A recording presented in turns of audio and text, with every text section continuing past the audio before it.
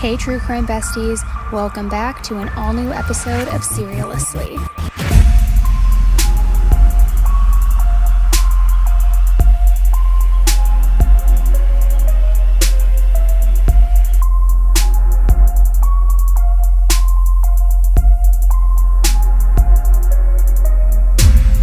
Hey everybody, welcome back to an all-new episode of Serialously with me, Annie Elise. Now I want to warn you guys, today's case is a difficult one. It is absolutely gut-wrenching, and it's one that so many of you have been requesting for, I want to say, almost 6 weeks now, but truthfully, I haven't had the stomach to do it. None of these cases are ever easy, but oftentimes, there are specific cases that hit home, especially as a parent. And it takes me a while to really just kind of like recalibrate, feel like I can hopefully do the case some justice and get through it personally without taking the weight of it home with me. And as we go through, you'll understand what I mean. I think that any story about children is very tough to hear, especially as a parent. But today's story, it really stands out because some of the most graphic parts of it were actually caught on video. And that video has also gone viral all over social media. It's why it's taken me a little bit to get here. And you've probably already heard a little bit about this case. If you have spent any time online in the past month or so, you've probably seen the video, you've seen the clips, you've read up on the trial. And this trial literally just wrapped up right before I recorded this. But if you're looking for somebody to really put all of the pieces together and give you an overview of everything, then this is the video for you. If you haven't guessed it by now, guys, this is the story of Corey Micciolo, the Treadmill murder. In 2021, Corey Micciolo was just 6 years old. He had dark hair, these really big eyes, and it looked like he was always kind of just taking in the world around him with his eyes wide open, just excited. And since he moved around a lot throughout his childhood, he had lots of opportunities to learn and experience new things, but not enough opportunities for reasons which I'll get into later. He was quite the little artist as well. His mother said that he was always painting, he was always drawing, and if he wasn't doing either one of those two things, he would have a book in his hand. Just truly a creative, an artist, a little boy wanting to soak up the world and learn everything about it. What is the fifth planet from the sun? It is big, it is made of gas. It is Jupiter.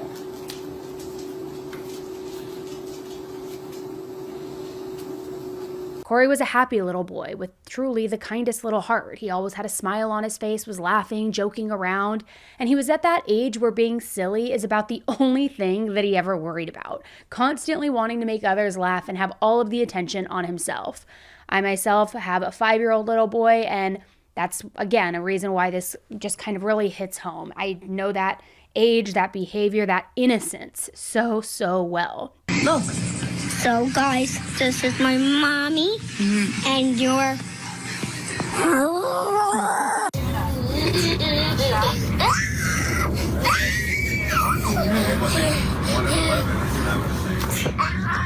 So Corey was born on May 1st, 2014 to his mother, Brianna Micciolo. Brianna was only 17 years old at the time that Corey was born, and she was a junior in high school. We know that being a teen mom, it's not easy at all, especially when you haven't even graduated yet. I mean, you're still a child in a lot of ways, and now you're having a child of your own. So that really weighed heavily on her as well. I mean, in fact, Brianna later said that she only got pregnant because of a one that she had survived when she was only 16 years old.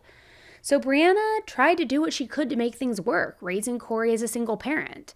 Life was really hard for her though, but she kept her head down, she took care of her baby, and she took one day at a time, doing her absolute best along the way. When things get tough in life, everybody responds and copes with their traumas in a different way, we all know that. And unfortunately for Brianna, she took the more destructive route in things.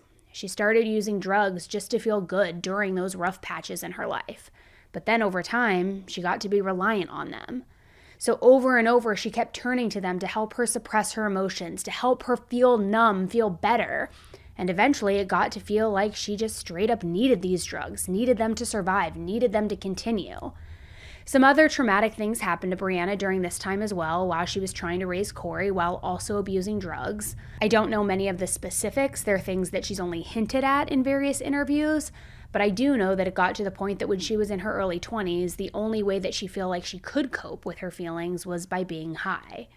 She says that she never used drugs around Corey, though, and maybe I am putting a little bit of blind faith into that and into a stranger, but I do feel inclined to believe her, because there's no real evidence that he was ever neglected while he was under her care. Corey was happy, and he seemed well cared for. And it just kind of feels like Brianna might have been a person who went through a lot and kind of just fell down the wrong path, trying to get away from this darkness that was inside of her. It wasn't a healthy or good way to deal with everything, don't get me wrong, but if Corey was safe and if he was doing okay, I don't want to demonize her actions if he wasn't directly being affected in those moments. So I want to also make it very clear that I'm not bringing up any of this to try to judge Brianna or shame her past in any way. Her substance abuse was a very big part of her life, and I'm bringing it up because it is important backstory here. I want to tell you everything in this video, even the parts of the story that are messy or maybe blurry and a little bit of a gray area. But from my understanding, around the time that when Corey was just 4 years old, Brianna was pretty deep into her substance abuse. She also wasn't working at the time, so she couldn't afford an apartment for herself and for Corey. And since money was so tight, she and Corey ended up living in a 2-story townhouse with her mother, her mother's boyfriend, and her sister. She and Corey lived in the basement, which basically it was like their own little studio apartment. Now, apparently during this time, Brianna's mother encouraged her to get a paternity test done so that she could get some child support from the father. You know, maybe she was thinking that if Brianna had some money coming in, she might be able to get a place of her own with Corey down the road. I don't know, something like that. And it seems like Brianna blew this suggestion off at first, which I totally understand, because if somebody hurts you in that kind of way, remember how she got pregnant, the last thing that you would want is for them to be a permanent part of your life. I mean, sure, she could get money from the father, but it would come at the cost of her feelings of safety and independence away from him. So you have to weigh the checks and balances of it and decide if it's really worth it. Now, since money was tight and Brianna didn't have a job, she decided to apply for food stamps and health insurance. The problem was that her application required her to get a paternity test anyway, so as much as she didn't want to do it, Brianna got the test, and it proved that Corey's father was in fact a man named Christopher Gregory, a man who was 21 years old when he assaulted her at just 16 years old. Now, confirming that Christopher was the father created a lot of chaos on Brianna's end of things. She had agreed to the test hoping that things could just stay the same as they always had, just her and Corey, now just receiving a little bit of extra benefits and receiving some child support and some government assistance and all of it. But once Christopher learned that he had a son, he and his parents actually started fighting for custody and for visitation rights. So this plan pretty much backfired. And I'm not exactly sure how one thing led to another, but because of Brianna's substance abuse issues and Christopher's sudden interest in being involved in Corey's life, Brianna ended up losing custody of Corey altogether. He went to go live full-time with Christopher and with his family. A little bit of time passed in between the paternity test, the custody battles, and when Corey eventually moved in with Christopher. But by the time all of that was through, though, Corey was now 5 years old. And I can only imagine how difficult that change would be for him. I mean, going from being with his mom all the time to now having to live with some strange man that he had never met or ever heard of and was just supposed to accept him as a father. I mean, in the meantime, Christopher moved out of his parents' house and he moved into an apartment complex called Atlantic Heights. He was going to start fresh. It was kind of like he was looking for his own place where he could focus on doing the dad thing. Now, if you didn't know the details on how Corey was allegedly conceived and you were just looking at the setup and the home life, I mean, it might sound like Christopher was a pretty stand-up guy. He found out he had a kid, he really stepped up, he wanted to be this amazing dad, get his own place, even if it was 5 years late. And also keep in mind, there were never any charges pressed against Christopher for the alleged assault on Brianna. So it would be pretty easy for somebody who's on the outside looking in to not realize the little fact about the backstory and think that this really was an amazing solution for Corey, for Christopher. They're finally reunited. Not to mention the fact that Brianna was also still using methamphetamines pretty heavily. So on paper, at least, Christopher looked like a guy with his entire life together. He had a steady job as a realtor, and before he got his own place, he lived with his parents in a house that was valued over $1 million. During high school, he had been an honor student. He mentored different middle schoolers in a program called Heroes and Cool Kids. I mean, he even had an undergraduate degree in psychology and a master's degree too. So again, on paper, it looked like this guy was a great not only man, but would be a great father figure to little Corey. That now that he has learned he has his little boy, he wants to do everything to be a good role model, to be in his life. But like I said before, we know that there is more to this story. And we know the kind of person that Christopher really was. And we also know how and why Brianna ended up using drugs, and how it was to deal with the pain and the stress from this alleged attack from Christopher, which was not her fault. Again, life can get messy. It's not as straightforward as saying people who use drugs are bad and people who have their stuff together, they're good. It got really messy. In any event, Christopher got custody of Corey. But Brianna didn't just give up and continue down that dark road that she was on. She fought hard for sobriety, not only for herself, but for her son. Brianna joined a drug rehab program, and she was so committed to following their rules, to doing all the steps, getting clean, doing the work. She was all in. And when she finished the program, she showed the courts the hard work that she had put in, and she agreed to take regular drug testing as well to show them she's really turning her life around. She's getting clean for herself and for her son. So thanks to all of this, on October 28th, 2020, the courts gave Brianna and Christopher joint legal custody of Corey. He still lived with Christopher most of the time, but now Brianna got to take Corey home with her every other weekend. She also had unsupervised visits with him.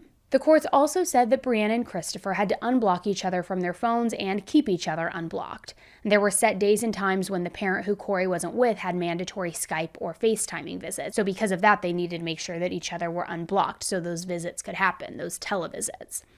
Now, since Corey was at the age where he was in school and doing a lot of extracurricular activities, they also said that whoever he was staying with had to take him to those games, take him to the practices, all of those things. However, even though one parent was taking him, the other parent was allowed to attend the games.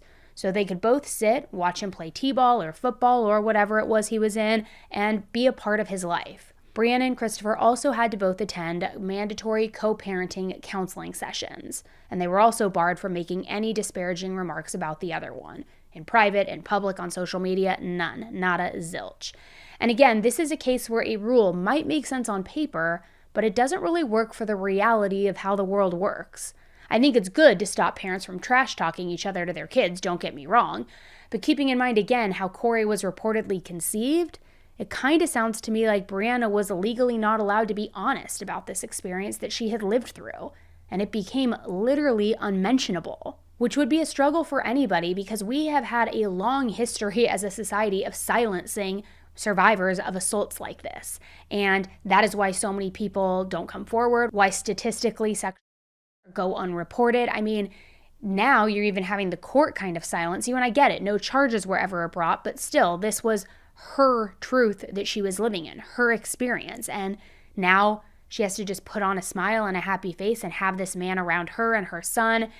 I can only imagine I don't even know, not the messiness, but the anger of it all for me personally. Now, there's not really a lot of information out there about Brianna and Christopher's dynamic, especially during the time when Brianna was abusing substances and Christopher had full custody of Corey. But based on all of the rules that were listed in their custody order, I can only assume that things had probably been pretty rocky, especially if they were forced to do counseling and were specifically told to keep each other unblocked for phone numbers, all of the things.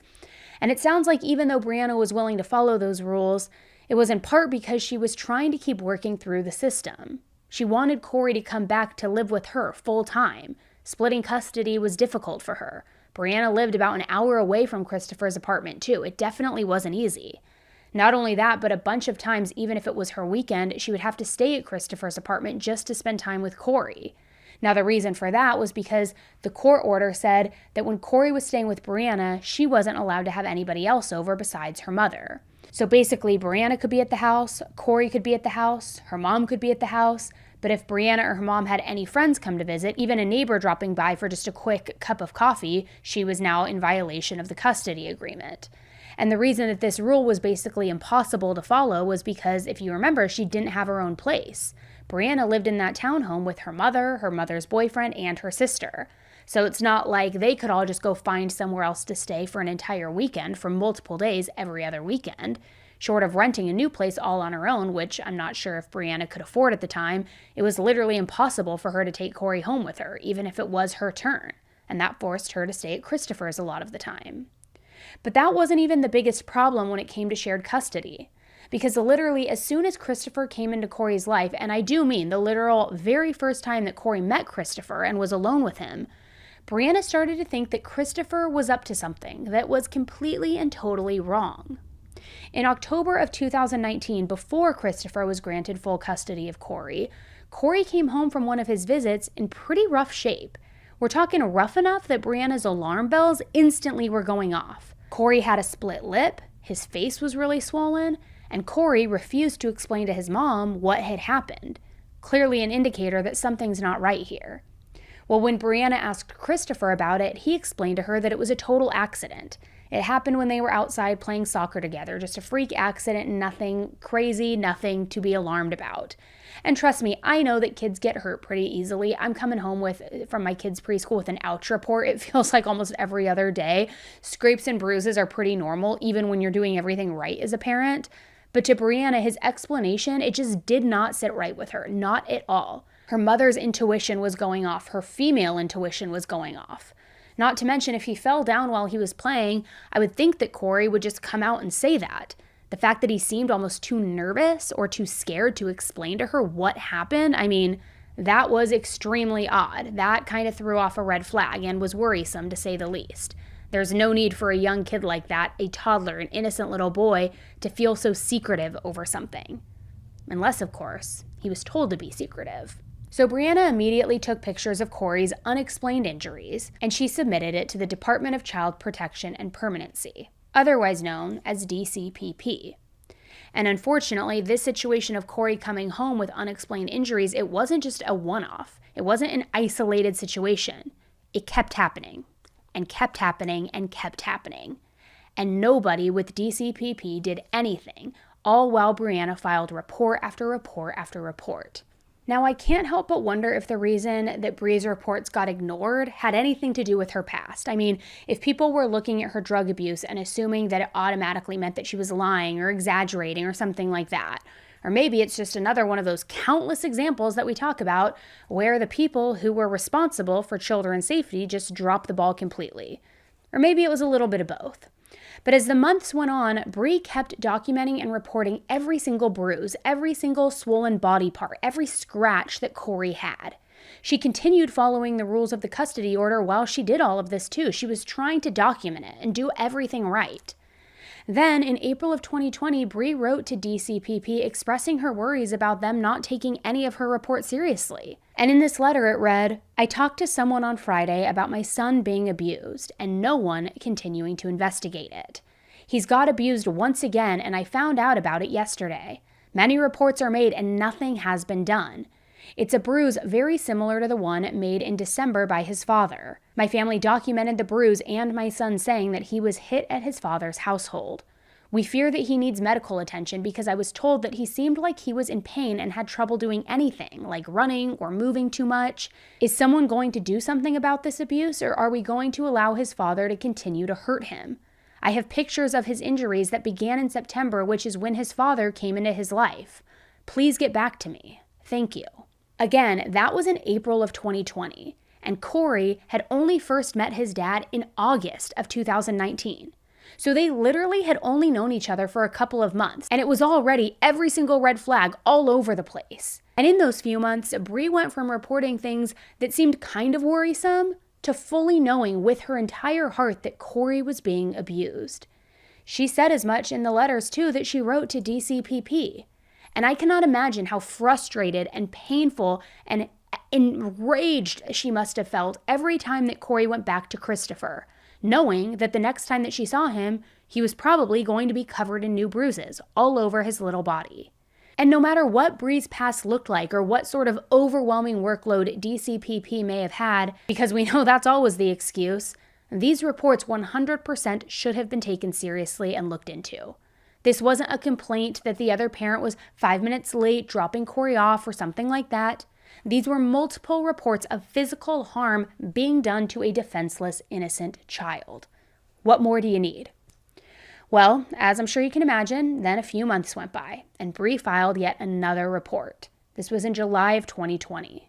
This time, Corey came home with not only bruises and scrapes all over his body, but 2 black eyes, and injuries that looked like bite marks. So after this report, DCPP finally kind of, got their head out of their ass a little bit. I mean, at least a little bit, because they decided that it would probably now be a good idea to interview Corey and maybe see if he would tell them what was going on here.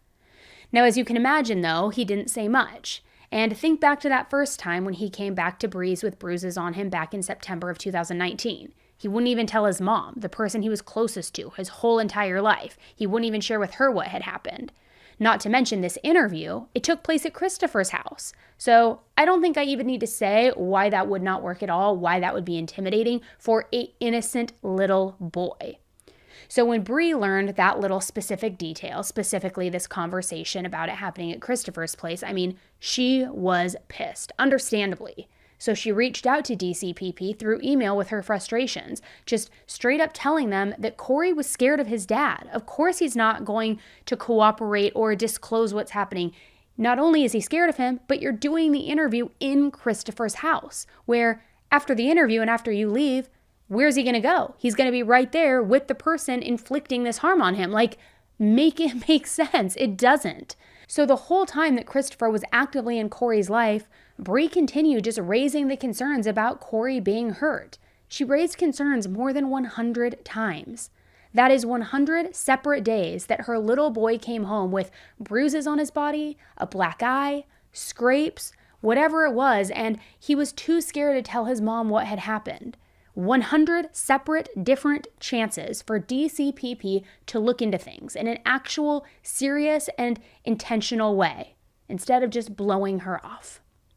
One of the last reports that Bree made to DCPP was in March of 2021. So we are going to be skipping ahead an entire year from those two incidents that we just covered and from that complete bogus BS interview that DCPP did with Corey.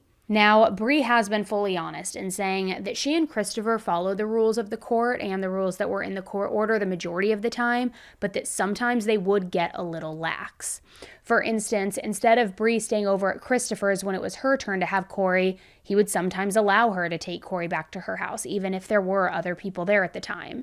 So nothing too big or too serious in the grand scheme of things, but it seemed like Christopher and Bree were talking to each other more, and they were working these agreements out together. In their court order, there were set up times where each parent would have to come pick Corey up or drop him off at the other person's house. So on Saturday, March 20th, 2021, it was Bree's day to have Corey. She planned a fun little day trip for them to have to go see her dad where he was living in Pennsylvania. It was his birthday, and he wanted to spend it with his grandson. She was excited about it, and Christopher was already aware of the travel plans. He didn't have any problems with it. The area where Bree's dad lived was only about an hour-and-a-half drive from Christopher's apartment in New Jersey, so it's not like they were going to be on the road for hours on end either. It seemed like it would be a good day trip. So Bree and Corey had a fun day. They went out to eat, they got ice cream, they played mini golf, and they were just spending good quality time together.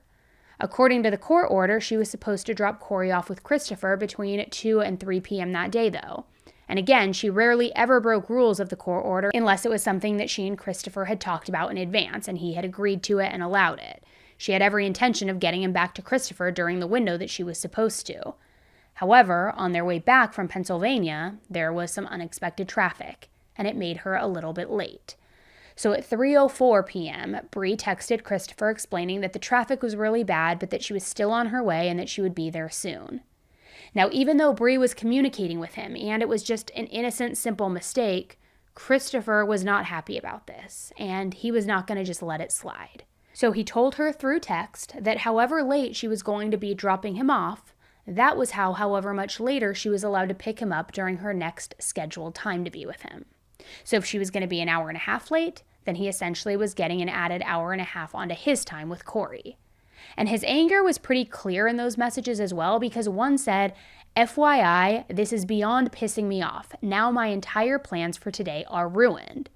To which Bree apologized and told him that she was driving as fast as she could.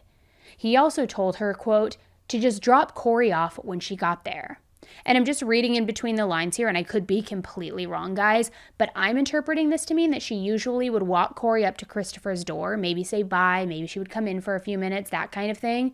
So maybe Christopher was so mad about the tardiness, her being late, that he didn't even want to see her or talk to her. Just drop him off and then go. Maybe he didn't want her to take an extra few minutes to drive around looking for a parking spot or come in the house or whatever it may be. And again, I could totally be wrong. That's just how I personally am interpreting this text messages. So he told her to drop Corey off not at his apartment door, but at the complex's gym door. Then Bree texted Christopher again at 4:14 p.m. She was saying that Corey couldn't get inside the door. So from the timestamps, it seems that she was a little over an hour late, and then she was dropping Corey off at the gym as instructed.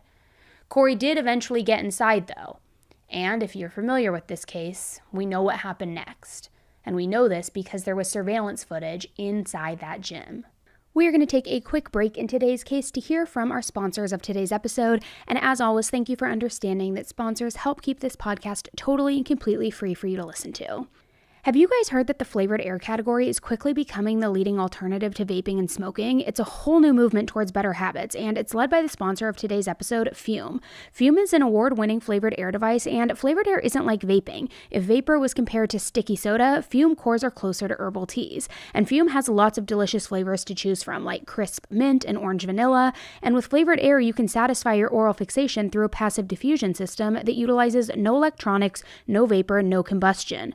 Fume fills the void that ditching a bad habit can leave you. You still have something to reach for. And Fume is not a vape. There's no vapor. You can use it anywhere. There's no nicotine. It's not addictive. It's fantastic. It's also full of non-toxic flavors, so it's a guilt-free alternative. There's also no batteries, so you'll never need to charge it. I personally have tried the crisp mint, and I love how refreshing it is. It really does taste more like an herbal tea. Now, Fume has served over 300,000 customers, and you can be the next success story. For a limited time, use my code SERIAL to get a free gift with your journey pack. Head to tryfume.com, that's tryfum.com, and use code SERIAL to get a free gift with your order today. This episode of Seriously with Annie Elise is brought to you by Huggies. Now, for all of my parents out there, I'm going to tell you right now a life hack that I learned early on in my parent journey, and that is all about diaper rash. I remember the first time that my kids got it, I was a full-blown panic. They were so uncomfortable. They seemed miserable. I tried to put them in a warm bath, thinking it would soothe them. It did the complete opposite, and I was searching high and low for anything that would just help relieve the discomfort that they were feeling. And let me tell you about Huggies. The Skin Essentials diapers feature the Skin Protect liner and help protect against the top 2 causes of rash by managing moisture and runny mess. The wipes are thick and have 0 harsh ingredients for a great, gentle clean. Pull-Up Skin Essentials has your big kid covered too with a training pant that is ultra soft and breathable to help protect sensitive skin throughout potty training. You guys need to check it out. It is definitely a game changer. So learn more at Huggies.com. Once again, head to Huggies.com to learn more. All right, guys, so let's get back to this case. Bree texted Christopher again at 4:14 p.m. She was saying that Corey couldn't get inside the door. So from the timestamps, it seems that she was a little over an hour late, and then she was dropping Corey off at the gym as instructed. Corey did eventually get inside, though. And if you're familiar with this case, we know what happened next. And we know this because there was surveillance footage inside that gym. In this footage, Christopher was making Corey run on the treadmill. And not just a casual, normal run, though. He kept turning up the speed on the treadmill to speeds so fast that Corey, being pretty tiny and only 6 years old, he couldn't keep up. Because of how fast the treadmill was going, Corey fell off of the treadmill not once, not twice, not even 3 times. Multiple times. Corey fell off the treadmill over and over and over again. One time after the next, and each time he tried to get back on, but he just could not keep up with it. So after falling off at least 5 or 6 times at this point, Christopher walked over to Corey, looking very, very angry. Corey was now on the floor behind the treadmill again after falling off yet another time, and Christopher yanked him up, quite literally, yanked him up and then threw him on the treadmill. And then he bit him on the top of his head, all while forcing him to keep running faster and faster so that he wouldn't fall off again. And guys, this has to be one of the biggest reasons why it's taken me so long to cover this case, because this video makes me sick to my stomach. It is so cruel against a little boy who's there with his dad, seeing him maybe working out and wanting to be like him. I know my son sometimes wants to run on the treadmill to be like my husband, and we do it at obviously a very light speed, but like to just keep forcing him back on after he's falling off, then biting him on the top of the head. It is so mean, and it makes me so sad because these kids are defenseless. They're innocent, and here they are with somebody who is supposed to be loving them, taking care of them, and they are just being so cruel. That is the best word I know how to describe it. It is so cruel. And this all happened on a Saturday, right at the very beginning of Christopher's turn to have Corey. Bree didn't see her son again until 3 days later, which was the following Tuesday on March 23rd, 2021. And just like all of those other times before, Corey had a whole new set of injuries on his body. Injuries that he didn't have when Bree had dropped him off just a few days earlier. And Bree knew that Christopher had been so angry when she dropped Corey off with him. She knew that he had lashed out at this poor 6-year-old boy who had no way of standing up for himself. And now we know that he had gotten hurt on that treadmill, but Bree, she hadn't figured that out yet. All she knew was that Corey's bruises were different from what she usually saw. And there was also one on his forehead, which Bree said it specifically stood out because, according to her, it was oddly shaped. There was also a scrape on his chest. Now, I don't know this for sure, but in the video, there is a moment when Corey falls off the treadmill and it looks like he hits the front of his head on the treadmill. So I'm going to take a wild guess and say that that's where this bruise on his forehead came from. Again, that's just my speculation. But after seeing these bruises and these scrapes, Bree immediately filed yet another report to DCPP.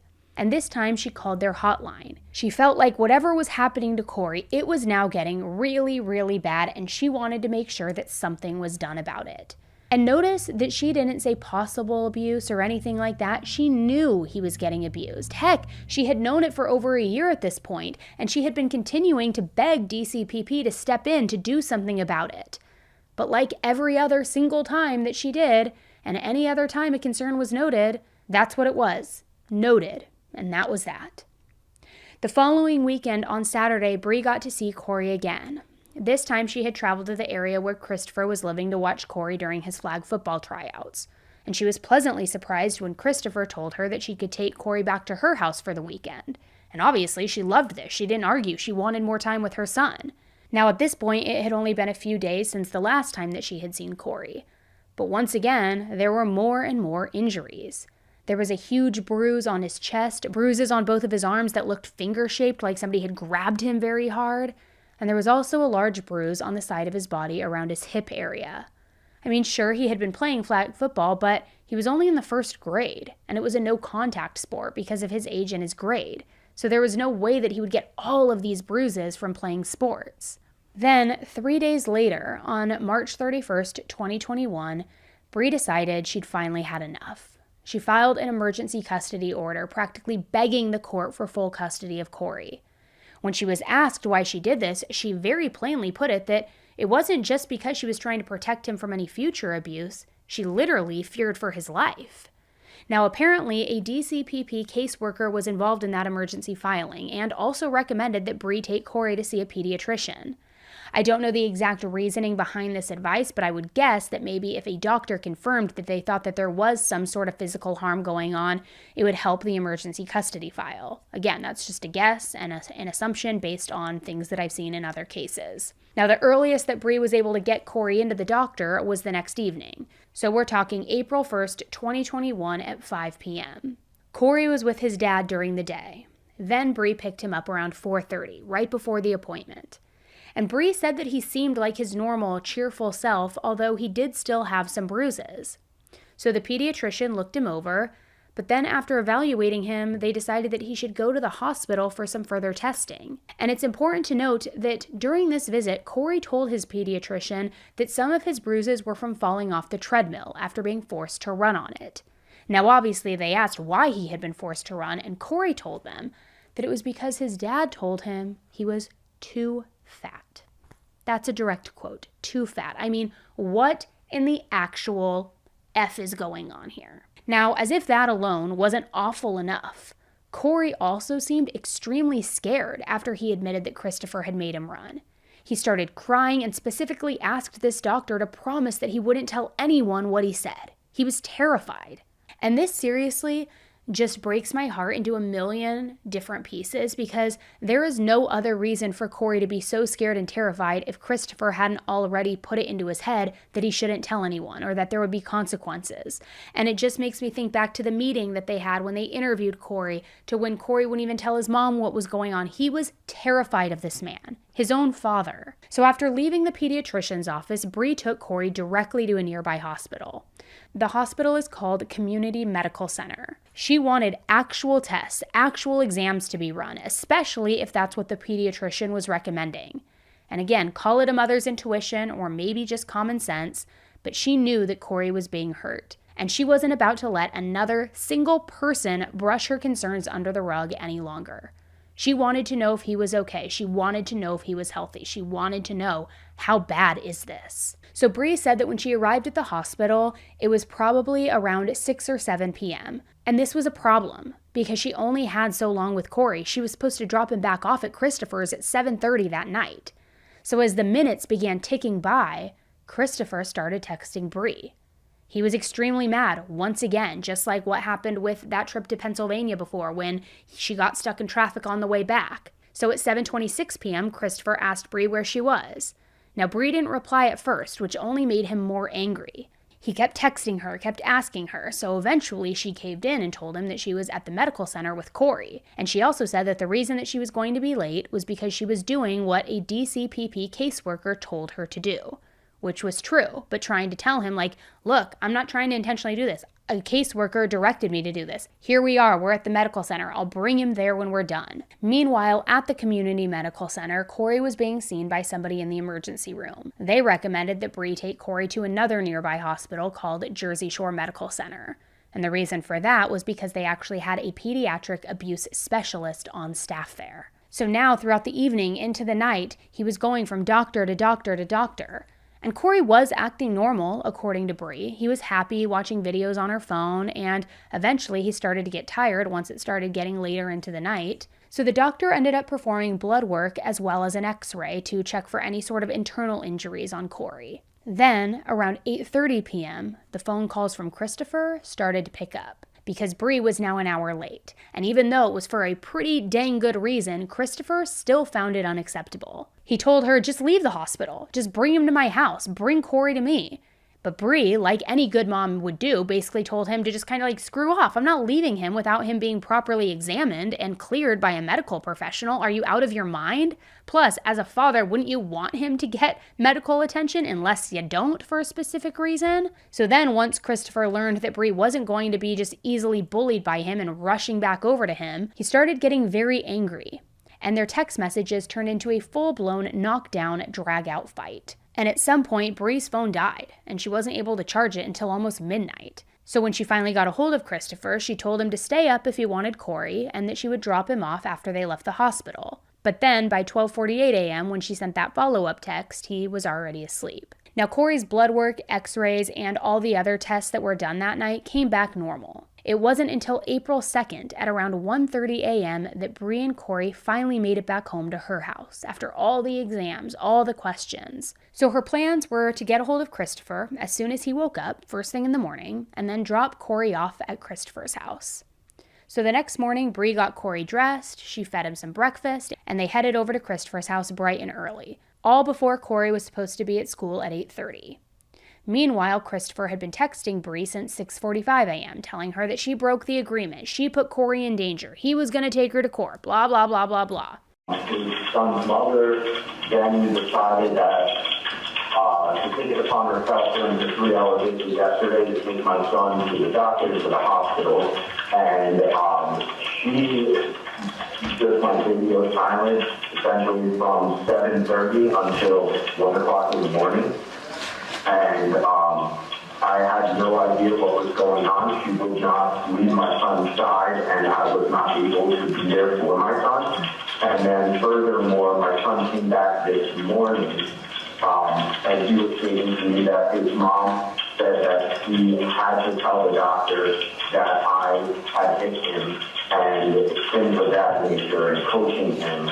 He even told her that he had filed an application with the courts for her to completely lose all rights to Corey for what she did, which would honestly be laughable if it wasn't so sad, considering that Christopher had already taken custody from her once, and he was the one who was causing all of these injuries, which forced her to take Corey to the hospital in the first place. So are you lashing out because you're scared you're going to get caught?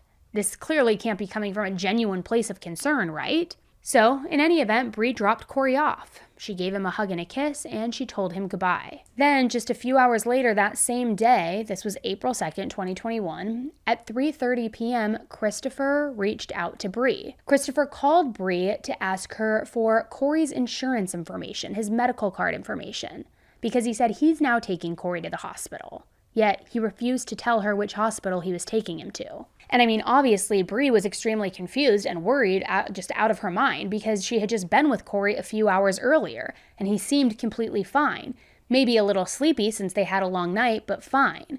But Christopher was now telling her that Corey was lethargic. He was sleeping too much, he was puking, and that he was altogether just not feeling well. And sure, sickness can come on quickly with kids, but this was a little intense. Like, the quick switch up from how he had been just a few hours before while under Bree's care to now going to a hospital where he's not even telling her what hospital he's taking him to, it doesn't feel right. And Christopher pretty much just dropped all of that information on Bree. He got what he needed from her, the insurance information, and then he hung up. So she started calling all of the local hospitals, trying to pin down where Corey was so that she could come there, come be with him. She even called the police because she was clearly worried out of her mind, feeling like something deep down was very, very wrong here.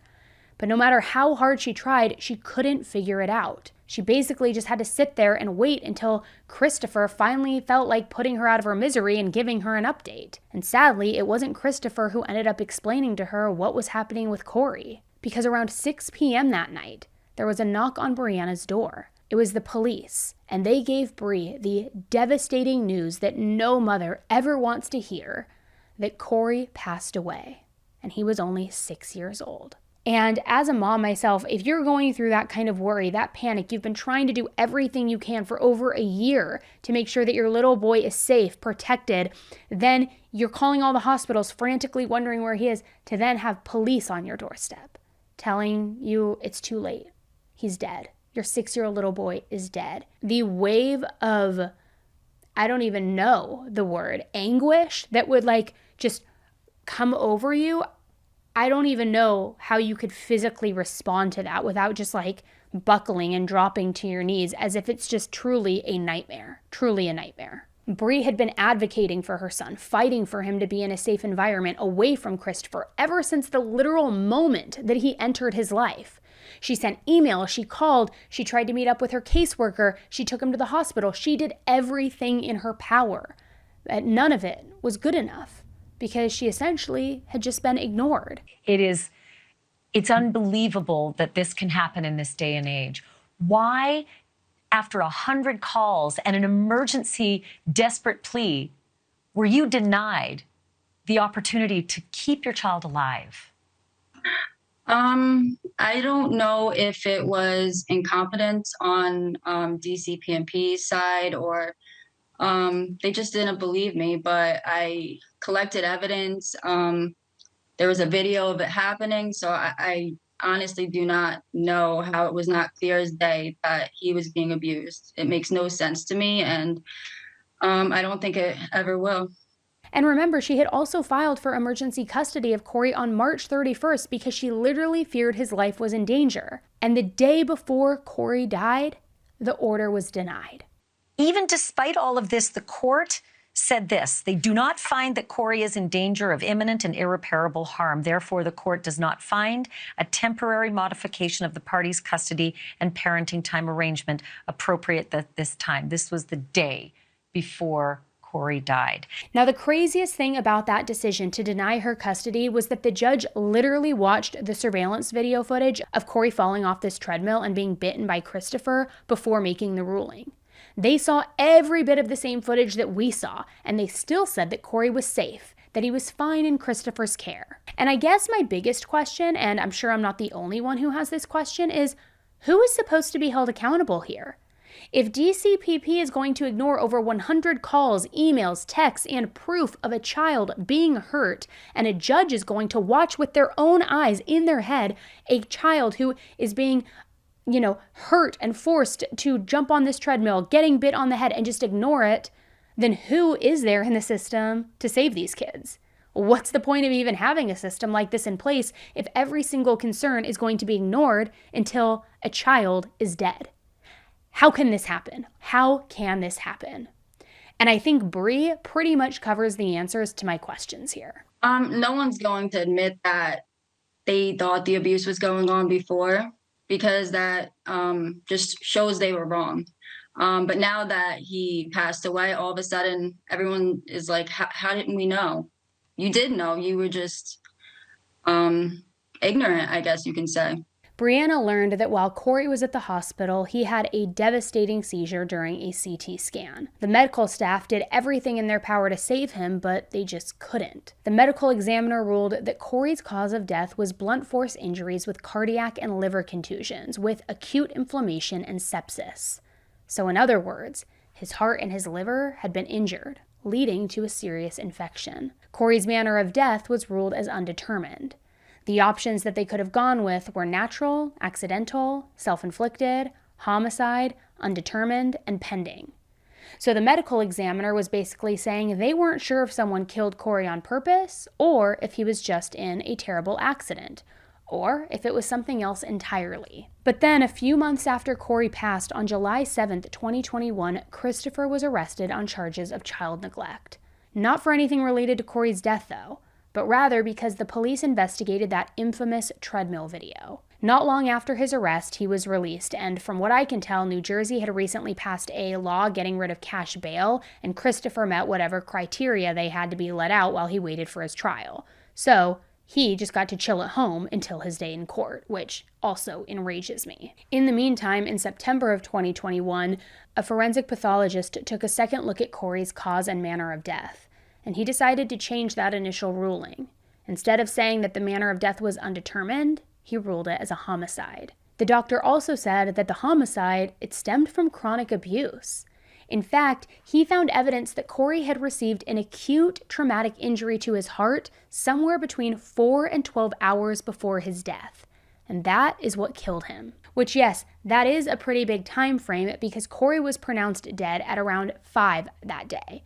So if you go back 12 hours, he would have still been in Bree's custody. However, the majority of that time frame, he would have been in Christopher's care. So, I mean, it's fair to make whatever assumptions you want based on who he may have been with when all of that happened. I have my own assumptions, but, it is a big time frame. So on March 9th, 2022, just shy of the 1-year anniversary of Corey's death, Christopher was charged with his murder. And this time, he was held without bond after a judge was shown the treadmill surveillance video. The judge decided that someone who could do those things clearly poses a pretty significant threat to the community. Now, Christopher was offered a 30-year plea deal, and he was only 31 or 32 at the time. And he was only 31 or 32 at the time, I believe, so if he took the deal, chances were pretty good that he would get free someday. I mean, he wouldn't be young anymore, but at least he wouldn't die in prison. And it's a personal choice if somebody would want to take a deal like that or not. But he turned down the deal, and he pleaded not guilty. Now, this meant that his case went to trial, and that's one reason it's really trending all over the place right now, because the trial just ended. But before it even began, I think that it was pretty clear that the focus was going to be on one main thing: whether Corey died from natural causes, which is what the defense tried to argue, or if he died from chronic abuse. Now remember, the treadmill video alone was enough evidence to charge Christopher with child neglect, so at least he did have that. But in terms of the manner of death, the courts had 2 different medical examiners' reports which said 2 different things. Either it was homicide or undetermined. So Christopher's trial began on April 30th, 2024. Sure enough, in their opening statements, the prosecution argued that on the day that Corey died, Christopher was angry that Corey had been dropped off so late. Again, it was just like when he took his anger out on Corey the day of the treadmill incident, when he was dropped off 1 hour late. Now, we know, of course, the defense, they tried to argue about how Christopher was this loving, caring father who never had any problems with parenting. If he did, it was only due to his rocky relationship with Bree. They also said that Corey, of course, had died from natural causes. So Christopher's defense attorneys basically admitted that once the jurors saw the treadmill video, they were going to feel both horrified and mortified. This is as he described it. Those are his direct quotes, direct words. So pretty much saying, yeah, you're going to think that my client is a total jerk. I'm not going to argue with you on that one. However, he also said that the evidence that they were going to see throughout the case was going to prove that Corey's death had nothing to do with the treadmill incident. On March 20th, Christopher takes that young boy into a gym that's part of his residential complex. And in that gym, you see him put Corey on the treadmill, and he begins to work out while he's watching him from across the room. At some point, you're going to see Christopher go over to that treadmill and speed it up. And you're going to see Corey fall. And you're going to see him pick that boy up 6 times. And 6 times put him back on the treadmill. And I'm going to tell you right now, you're not going to like him. And I don't care if you like him. When you see that video, you're going to be horrified. You're going to be mortified. But I'm telling you right now that the evidence you're going to see of Corey's death had absolutely nothing to do with that treadmill. As a matter of fact, and I do find that to be kind of interesting the way that he worded it, because I don't think anyone is trying to say that this treadmill situation was specifically what caused his death, because that was almost 2 whole weeks before he ended up passing. The prosecution was trying to argue that the abuse happened over a long period of time, like they were showing the video to establish a pattern, not to say that this was what ultimately took Corey's life, but more so to say this is what happens when Corey was in Christopher's care. It was a pattern. It was a cycle. Bree took the stand that day, and pretty much everything she said was the same as what we already know in terms of Corey's conception and early childhood. She also talked about when Christopher got involved, the abuse reports leading up to his death, and so on. So since you're already familiar with all of that, I'm not going to rehash all of it. She just basically reiterated all of that during trial. When the defense cross-examined her, we did learn some new details though, and I can't help but feel bad for her. Because one thing about being involved in a trial is that all your dirty laundry is coming out. It is going to be out in the open, no matter how inconsequential it is to the case and how minor it may seem. And in this case, everybody heard about how after Bree completed her drug program, she had some really rough patches where she relapsed. and what was the drug you used? Methamphetamine. Methamphetamine? Yes. And what is a methamphetamine? I don't know. It's a methamphetamine. I don't know how to, it's a drug. Okay. And you lost custody of Corey in, I guess it was January of 2020 as a result of that addiction? It's around there. The summer of 2020? Yes. So in the summer of 2020, you become sober, and up until the moment you're sitting here, you've been sober. No, I have relapsed. Okay. And when did you relapse? Probably around December 2020. December of what year? 2020. I can't hear. 2020. 2020. Yes. So in December of 2020, you relapsed again. Was Yes. it the same drug, the methamphetamine? It was. And how do you take that? Is that like something called a bump? I've heard that term. Yeah, you snort it. Okay, Yeah. you snort it. Mhm. So when you say the word bump, that means you're snorting a methamphetamine. I guess. I don't know. That's, yeah, Is that how you ingest it? yes. Okay. So in January of 2020, you have a drug issue, you lose custody of Corey. In March of 2020, you still don't have custody of Corey. I believe it's in October, though, of 2020 that you're now allowed visitation. I am, yes. Okay. And in October of 2020, you then relapse in December of 2020. Yes. Okay. Does Christopher know that you relapsed in December of 2020? Did you tell him? I don't believe I did. Okay. And did you go back to rehab? I did not. Okay. Were you able to get over the addiction at that point? No. So you relapsed again? Yes. When did you relapse again? I don't know. I have to think.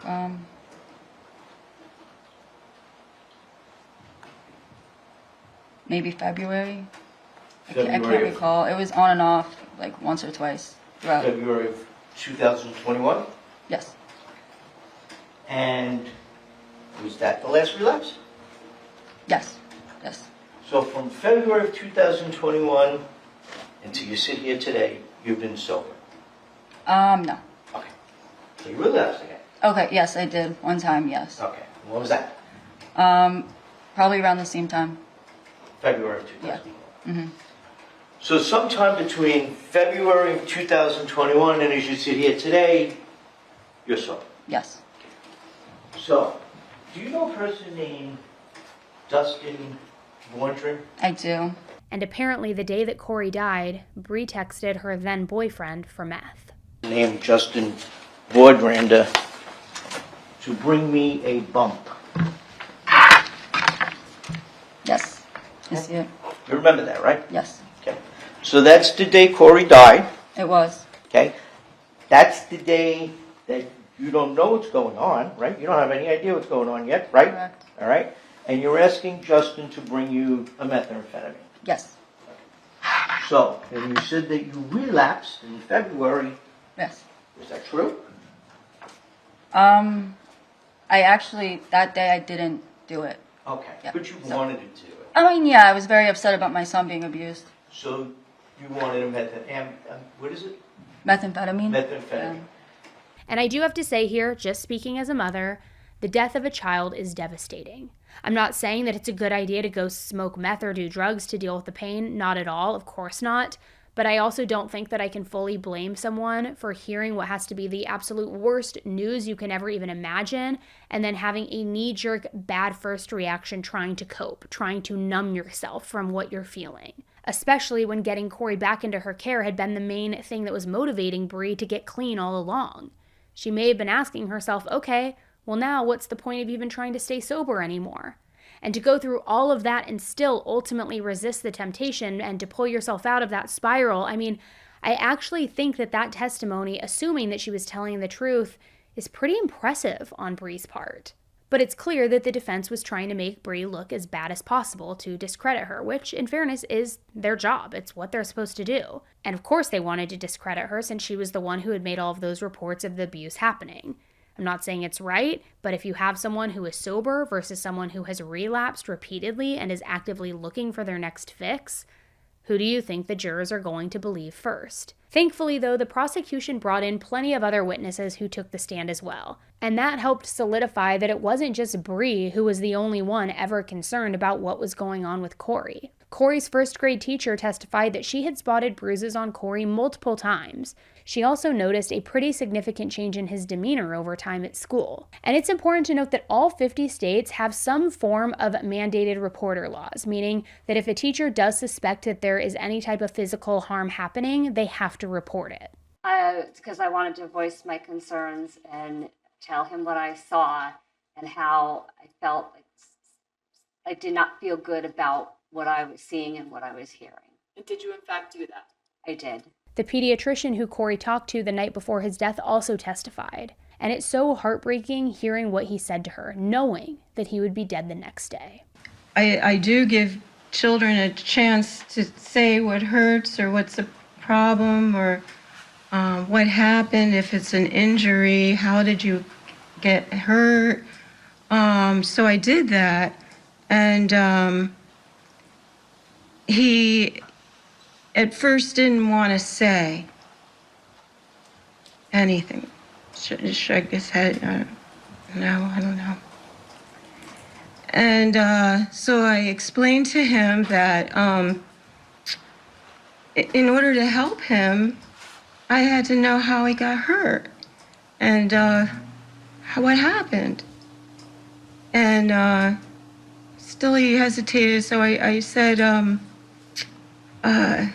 Corey, we can't help you if we don't know what happened, and please, and don't worry, because You know, I need to know so I can help you be safe.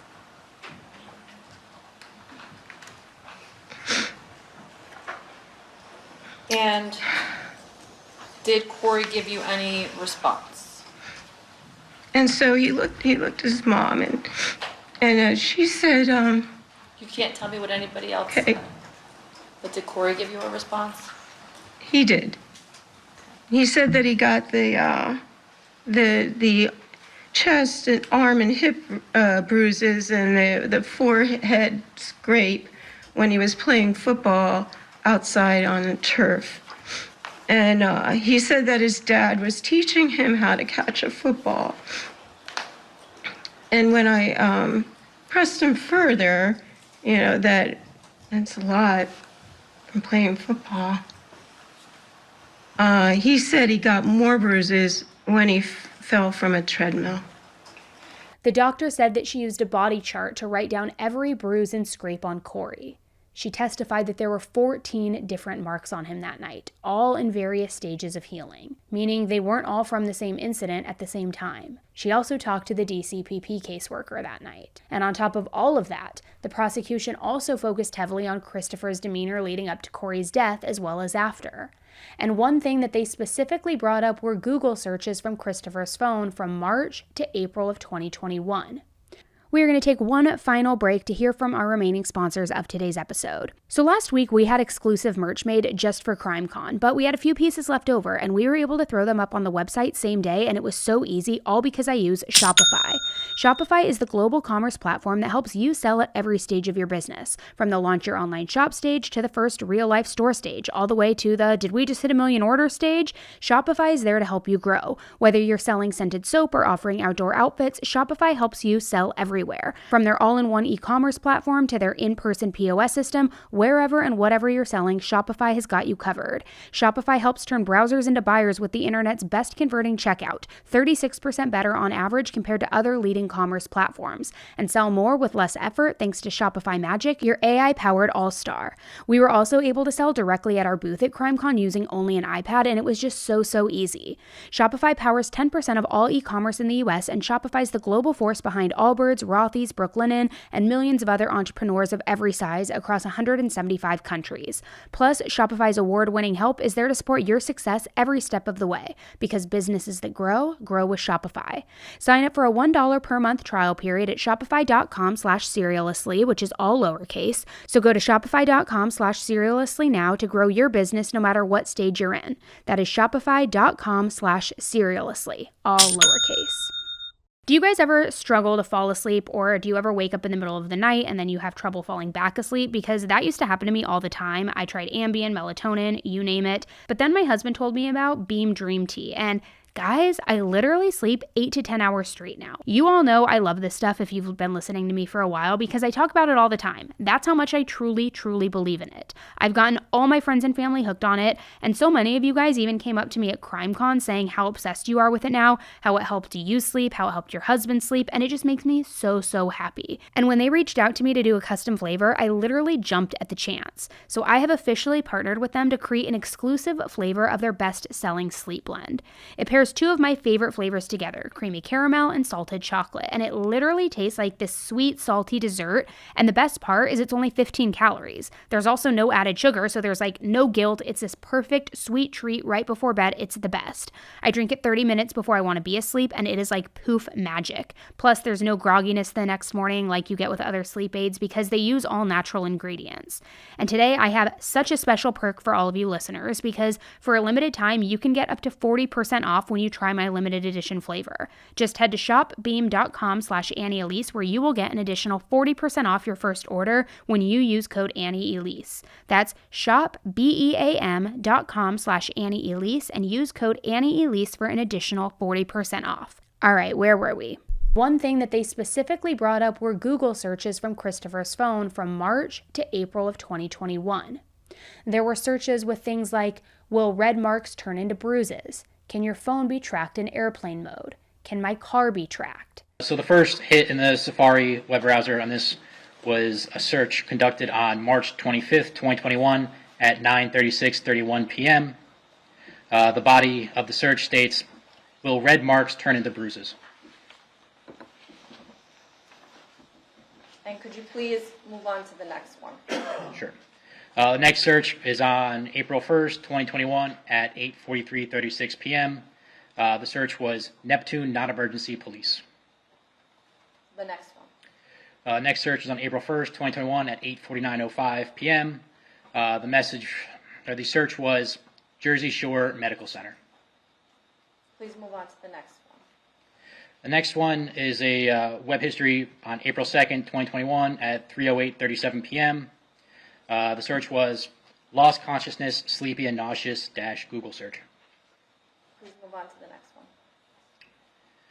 Next entry is April 2nd, 2021 at 6:10:22 p.m. The search was, can your phone be tracked in airplane mode? The next one. The next search was for April 2nd, 2021 at 6:10:35 p.m. for, can my car be tracked? The next one. The next search is on April 3rd, 2021 at 3:14:24 p.m. The search is, what causes a rise in blood sugar in white blood cells? The next one. Gotta rip your staple. Can't see the time. Next search was for April 3rd, 2021 at 3:55:40 p.m. The search is, could internal bleeding raise your blood sugar levels? Please move on to the next one. The next search is on April 3rd, 2021 at 3:56:55 p.m. The search is, how does gastrointestinal bleeding happen? Could you please move on to the next one? The next search is on April 3rd, 2021 at 4:28:21 p.m. The search is, how does gastrointestinal bleeding, how pong to die? It's P-O-N-G, to die. Could you please move on to the next one? Sure. The next search is April 3rd, 2021 at 6:55:22 p.m. The search is, can a GI bleed be slow? Can you please move on to the next one? Next search is going to be on April 4th, 2021. The value is McGee Tyson Airport, parentheses, TYS, and parentheses, comma, 2055 Alcoa Highway, Alcoa, Tennessee, 37701. Position is parentheses, 35.081033, comma, dash, 83.993889. Is there a next one? There is. Could you please tell us what it is? Next search was on April 4th, 2021 at 9:58:03 a.m. The search was, there was a murder determined from an autopsy. How long to file charges? Is there another one? The last one is on April 4th, 2021 at 10:21:16 a.m. The search was, how long after an autopsy to file charges get filed? Then there's also the surveillance footage of Christopher carrying Corey into the hospital on the day of his death. Plus, a triage nurse who was on duty that night described Christopher as acting very calm, very casual, and not at all upset about what was happening. Now, you might think at first, okay, well, maybe he was really just good at handling the situation, even if it was stressful, which I do get. Everybody reacts to things differently. But the nurse described this as being a huge problem, because just from talking to Christopher and not being able to see Corey's face because it was resting on his arms, there was no sense of urgency. It was even hard for her to tell how sick Corey was. There's a big difference between needing to treat a child who might have a minor fever or a headache to something bigger, such as a kid who is struggling to breathe, who isn't moving, who's slurring his speech on the rare occasion that he can even talk. Everything about how Corey was should have screamed, we need immediate help. And yet none of that ever came across from Christopher's behavior. That is until the nurse was able to finally see Corey's face. And when she did, she saw that his eyes were literally rolling into the back of his head. So at this point, Christopher was kind of like, okay, this is actually really serious. Crap, I need to start getting medical attention right now. But you've got to acknowledge how what Christopher did after arriving at the hospital said a lot about him. Because literally, as Corey was dying, Christopher left. Left the entire hospital. Adios, see you later, guys. Literally left. And the prosecution argued that no matter how different some people's reactions can be to trauma, there's no way that your 6-year-old is fighting to live and literally dying in front of you, and instead of staying with him, holding his hand through it all, you just book it. You just take off. The doctors were performing life-saving measures, doing CPR on him, doing all of the things. And there were times where he regained a pulse too, but then his heart would stop again, and it would just kind of go back and forth like this. He was literally fighting. This battle for his life was not over, so there was no reason for Christopher to leave him behind, making poor Corey die surrounded by nothing but strangers. But, in fairness, probably strangers who cared a heck a lot more for him than his own father did. Was Corey taken for a CT scan? He was. At one point, we had regained pulses, and we attempted to bring him down a CAT scan, and when we had gotten a CAT scan, he lost pulses again, and we were unable to do it and had to bring him back. So after that, what room was Corey brought back to? Room 6. Did the defendant then return to the area of room 6? He did. And were you present inside of room 6 at the time? I was. And what medical staff was present in room 6 at this point? Dr. Pachatti, there was some techs and other team members. Did Dr. Pachatti exit the room? He did. And what was happening with Corey's condition at this time? Corey was not breathing. His heart was not beating. He was basically dead at that point. Did the defendant then re-enter the room at Soch? No. At approximately 4:51, did the defendant re-enter the room at Soch? He did at that point, yes. And were you present at that point inside of room 6 with Corey? Yes, I was. And what was Corey's condition at that time? His heart was not beating and he was not breathing. Did the defendant exit room 6? He did. And did the defendant then ever come back to room 6 again? No, he did not. And who stayed with Corey? We did. We were the only ones with him. What time was Corey pronounced? 5:03 p.m. And were you present in the room? I was. And add in the fact that he wouldn't even tell Bree what was going wrong, what was wrong, what hospital they were at. She could have been with him. She could have been holding Corey's hand through this. It was cruelty on top of cruelty on top of cruelty for every single person on board. There was a moment when Christopher apparently did come back and he had learned that Corey had passed away. But then he just left again. And the prosecution argued that any normal parent would be there for their child the whole time, holding his hand, telling him it was going to be okay, even after he was officially declared dead. I mean, he should have been laying with Corey's body, just begging the doctors for answers, crying, I don't know, having any other reaction than the one that he did. I think any normal person who loves their child would have literally had to have been dragged away from them. Unless, of course, you're really not that shocked or sad about what happened, which is the whole point that the prosecution was getting at. Not surprisingly, the defense argued that Christopher was just so in shock and in such distress with everything that was happening that he had no idea what he was doing. He just wanted to be able to grieve, to cry, and be upset in privacy on his own, which, come on. Sorry, excuse my gesture, but give me a break. Now, I do want to talk about one other piece of evidence here, which was a body cam video from 2 days after Corey's death. Body cam from when Christopher was pulled over for speeding in a construction zone. During this video, Corey's death gets brought up, and Christopher starts blaming the whole thing on Bree. Now, the interesting thing about that is that the jury wasn't allowed to see it, but the witnesses and the lawyers were allowed to talk about it and go over it in court.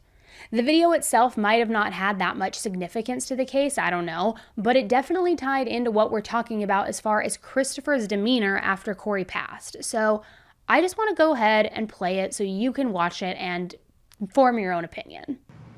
I mean, if he's shaking like a leaf, his wallet's in his lap, he starts reaching somewhere else, and Adam's like, well, what are you doing? Well, I was right relax. Yeah. And he's like, he puts his hands on the steering wheel, he's doing this number. I'm like, you don't know, and of course you don't know what's going on. I mean, is he connected with a murder, or, there's evidence in here that needs to be. Because he was mentioning something about his son died and some other stuff, blah, blah, blah, blah. Some stuff. Is he being investigated for child death? I mean, why would you be down here from New Jersey fixing it up? I knew when he got home, and I knew something was wrong with my gut, but I just thought she had home waiting for everything that he needed to sleep. And I should have took him like he was doing. There's a lot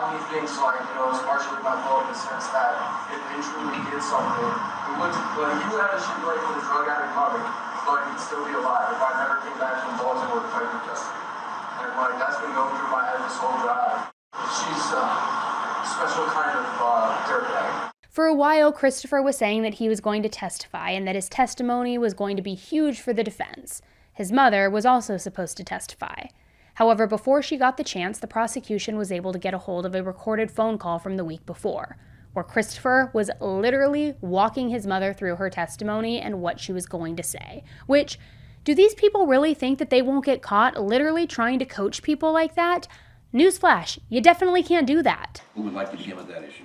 Judge, I could begin. The state came into possession of a recording of a phone call between the defendant and his mother that took place, I believe, last Friday.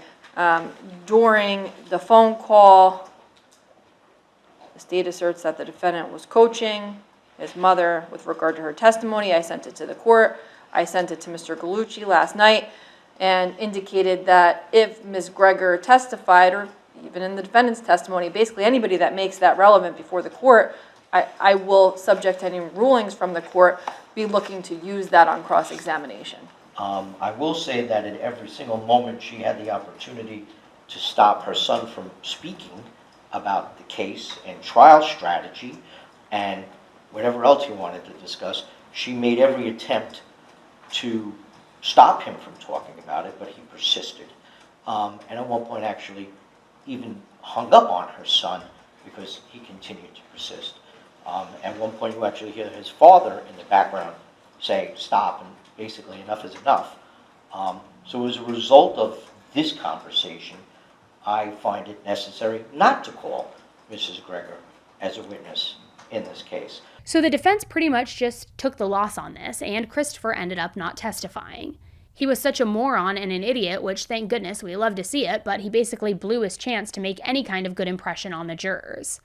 So after 4 long weeks of trial, the jury finally began their deliberations on May 30th, 2024. Then on May 31st, 2024, after the jury had deliberated for a little over 5 hours over the course of 2 days, they announced that they had a verdict. 1, how do you find as to count 1 endangering the welfare of a child? Guilty. 2, how do you find as to count 2 murder? Not guilty. 3, how do you find as to the charge of aggravated manslaughter? Guilty. And you did not answer question 4? No, sir. At this time, thank you, Madam Foreperson, you can be seated. At this time, I'm going to poll the jury. Members of the jury, you've heard the verdict as read by your foreperson. At this point, I'm going to ask each juror by number, except the 2 alternates, to respond yes if the verdict read by the foreperson is your verdict, no if the verdict read by the foreperson is not your verdict. Juror number 2. Yes. Juror number 3 is empty. Juror number 4 is alternate. Juror number 5. Yes. Juror number 6. Yes. Juror number 7. Yes. Juror number 8. Yes. Juror number 9. Yes. Juror number 10. Yes. Juror number 11 is an alternate. Juror number 12. Yes. Juror number 13 has been excused. Juror number 14. Yes. Juror number 15. Yes. Juror number 16. Is counsel satisfied that the verdict is unanimous? Yes. At this time, I would ask the clerk to record and note in the minutes that the verdict is unanimous. Now, the thing that really stood out to me watching this was how Christopher seriously had the balls to shake his head when the guilty verdict was being read. Like, he actually still thought that he was innocent in all of this. Now, since he was just found guilty, we won't know the official sentence until August 2nd. But because aggravated manslaughter is not as serious as murder, he's only looking at anywhere from 10 to 30 years in prison. I'm praying for the latter. Even though he wasn't found guilty of the worst charges in all of this, Bree has said that she's still happy with the outcome. And as sad as it is, I think that she was just looking for any kind of justice for Corey, even the bare minimum, to feel like she and Corey were finally being heard. It was finally validated. Her fears, her worry, like, finally, there's justice. Somebody's being held accountable. But I also want to hear what you guys think, because this case is really unique, because we still don't know what exactly caused that injury to Corey's heart, which killed him. I don't know if something happened between him and Christopher that day, or maybe there was some other kind of physical harm that we haven't even learned about yet. If it was somehow maybe worse than the treadmill incident, or if it was just so many injuries collecting over time, I don't know. But I'm also having a pretty hard time even imagining what that monster is capable of. What do you guys think? Do you agree with the aggravated manslaughter conviction, or should he have been nailed for murder? And also, what are your predictions about how sentencing is going to go? 10 to 30, hopefully 30 in my opinion.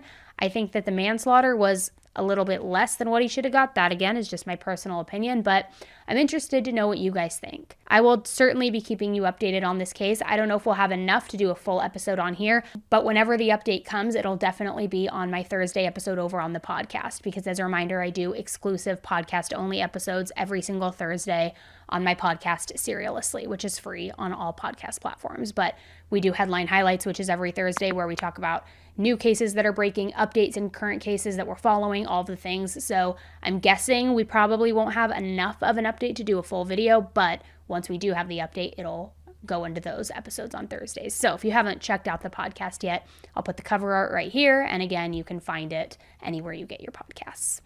All right, guys, thank you so much for tuning in today and hearing Corey's story. Please keep Bree in your thoughts and prayers. Keep Corey's family in your thoughts and prayers. And let's hope that when this gets to sentencing, we actually see some true justice happen. All right, guys, thanks again. And until the next one, stay safe.